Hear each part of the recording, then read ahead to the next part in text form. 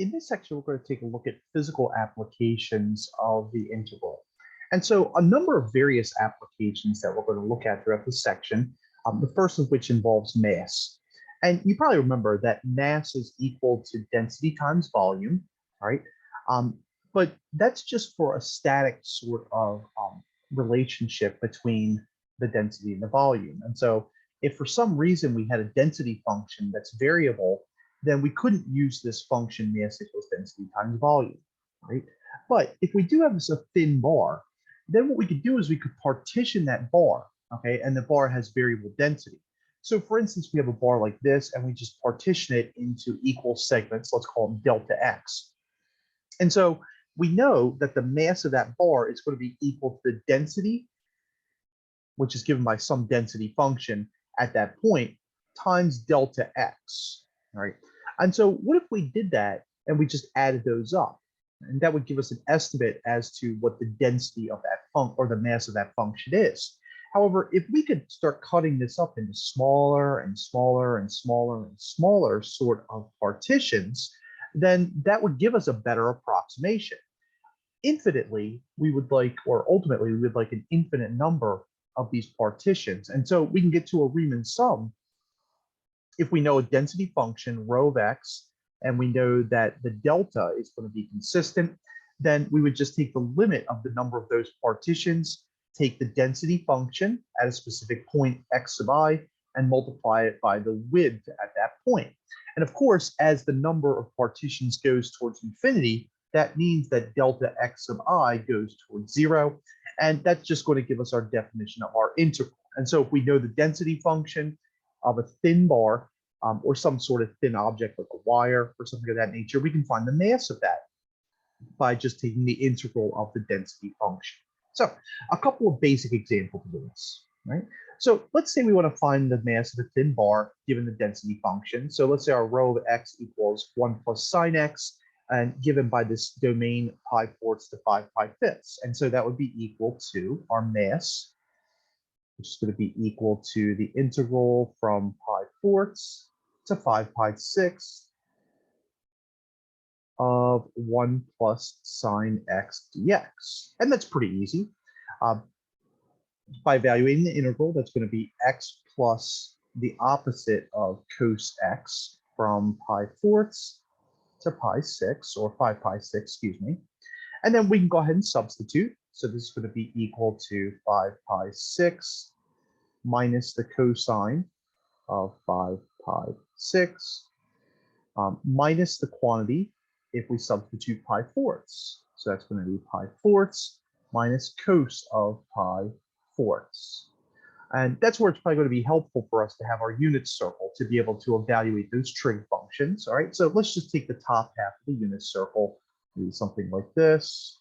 All right, and we know at pi fourths, we have the point root 2 over 2 comma root 2 over 2. And at 5 pi 6, we're going to have the point negative root 3 over 2 comma 1 half. And you probably remember that the cosine function, so this is going to be pi fourths, and this is our angle 5 pi 6. Remember that the cosine function is the x coordinate, all right? And so right here, we're just going to substitute, and we're going to say that we get 5 pi 6 minus a negative root 3 over 2, okay? So just substituting this back in for our cosine. And then for our cosine of pi fourths, so it's going to be minus pi fourths plus root 2 over 2. Right? And of course, we can get a common denominator of 12 for everything, and then put everything over one denominator of 12. So we could write this as 10 pi minus 6 roots of 3 minus 3 pi plus 6 roots of 2. And then the last thing we could do is we could just combine these two terms. And so we should end up with a term, right, that's going to end up being our, and this should be a positive, by the way, because the double negative there. Sorry about that. So that's going to be 7 pi plus 6 roots of 3 plus 6 roots of 2 divided by 12. Right? And so that's going to be the mass of that thin bar. Right? A second example if we have rho of x is equal to x root 100 minus x squared from 0 to 8. And so mass is going to be equal to the integral of the density function over the given domain. So it's x root 1 minus x, or 100 minus x squared dx. Or another way to write that is the square root of 100 minus x squared is 100 minus x squared of 1/2. Classic u substitution problem. Be careful. 100 minus x squared. The derivative is going to not be 2x dx, but negative 2x dx. Okay, so the 100, remember that goes to 0 when you take the derivative, and you're left with a negative x squared. So we're going to substitute back in, and it's going to wind up being that the mass is now going to be equal to our integral from a to b. Instead of 100 minus x squared, that's u to the 1/2.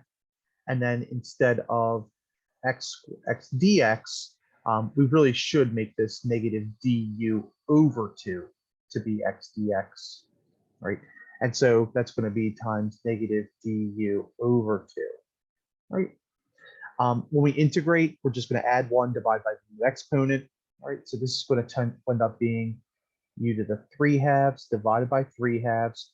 We still have the negative 1/2 right here, right? And that ranges from a to b. If we clean this up by multiplying by the reciprocal, by back substituting for u and factoring out the negative, we get negative 1/3 quantity 100 minus x squared to the 3/2 power from 0 to 8. Right?